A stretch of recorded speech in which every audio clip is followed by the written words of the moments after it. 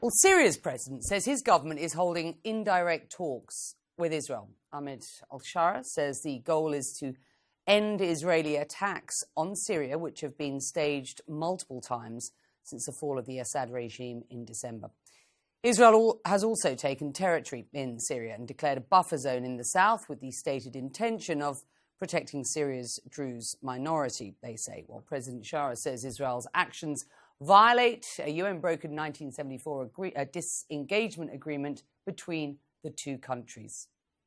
مفاوضات مع إسرائيل. هناك مفاوضات غير مباشرة تجري عبر الوسطاء لتهدئة الأوضاع ومحاولة امتصاص الوضع بأن لا تصل الأمور إلى حد يفقد السيطرة عليه كلا الطرفين. فتدخلات الإسرائيلية تدخلات عشوائية، وتدخلات إسرائيلية كسرت قانون اتفاق 1974. ونحن منذ وصولنا إلى دمشق صرحنا لكل الجهات المعنية بأن سوريا ملتزمة باتفاق 1974. Well, Fira's Maqsad joining us now. He's the managing director for the Middle East at Eurasia Group. We talk regularly. It's good to have you here in Abu Dhabi. It's an absolute pleasure. Thank you. Syria will be one of the key files that the Gulf nations that President Trump is visiting next week will be discussing. There's a GCC meeting, of course, on the back of this trip into Riyadh. So let's just talk about Syria in the first instance, and then we'll widen the lens and talk about this Trump trip into this Gulf region. What do you make of where we are at on the Syria file? Becky, from the get-go, Syria was either going to be a great opportunity or a source of great peril for the region. Unfortunately, what we're seeing with Israeli overreach into southern Syria under various claims protecting minorities or otherwise taking territory, and also Turkish overreach projecting power into Syria, we're seeing a very damaging interplay between Turkish and Israeli attempts at influence, projecting influence in Syria. There really is only one country that can straighten this out, with partners and allies all around Syria, and it's the United States. United States diplomacy has been at best lacking. The people who were supposed to be in charge of the Syria file in Washington, D.C. are good friends. They're not in position yet. They're waiting for confirmations. There's no team. There's no strategy. So unfortunately, Syria is going in the wrong direction right now. But there are those in the GCC, Saudi Arabia, chief amongst them we were talking about off air, the Saudi foreign minister coming to Washington, lobbying hard for some sanctions relief for Syria. And I suspect that this will be a topic of discussion at the GCC summit. Also perhaps an attempt from the Saudis to broker a meeting between Ahmed al-Shara, the Syrian president, and President Trump. The Caesar Act is a US act.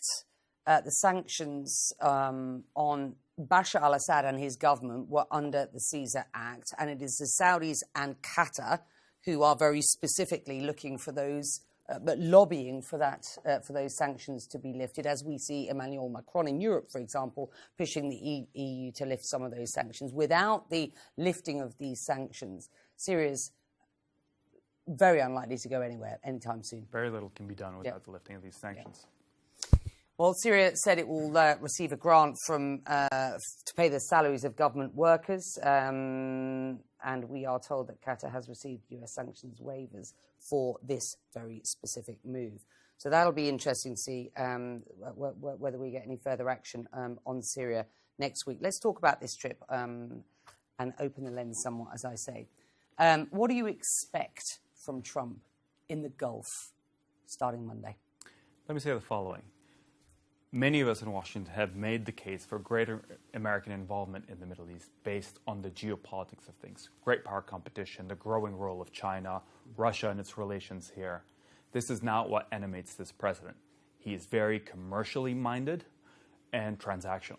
And so he's coming here because he believes it is in the interest of the U.S. economy, perhaps his interest and those around him, to have those deals here with Saudi Arabia, the UAE, and Qatar.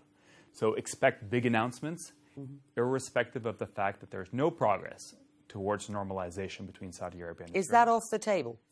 It is more than off the table. I think normalization is dead, having just come from Riyadh. And President Trump is going to proceed irrespective of where Bibi Netanyahu, the Israeli prime minister, is. Where does that leave, to your mind, Donald Trump's relationship with the Israeli prime minister? It is a very checkered relationship at best. I think Donald Trump never forgot that Netanyahu was the first foreign leader to congratulate Biden publicly on his win, back when Trump was still disputing that election results. So the two have a checkered past at best.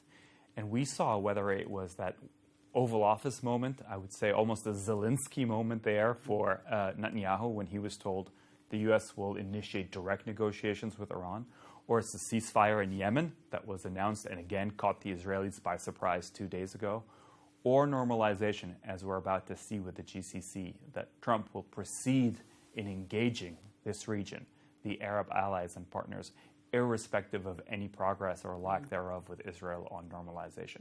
So it's a very troubled place for the Israeli prime minister to be with Israel's primary ally in Washington.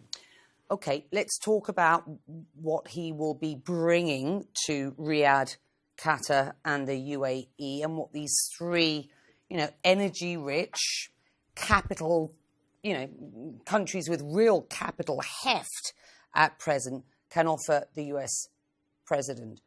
Very specifically, what do you expect to see in Riyadh?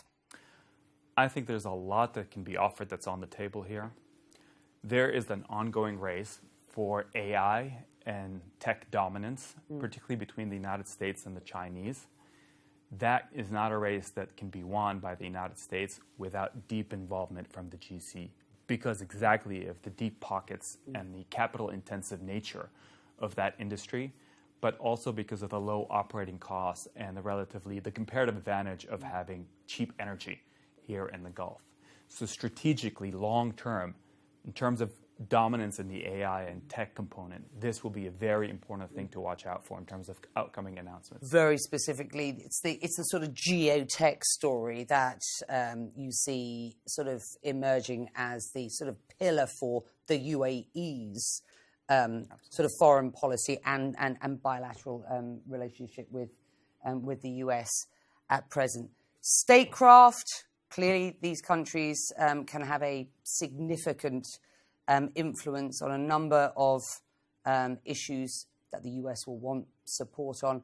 As you say, these bilateral deals, this sort of geopolitics, geoeconomics, geotech, which seems to be the sort of shifting paradigm around international affairs, I think we agree is squarely in focus on this trip.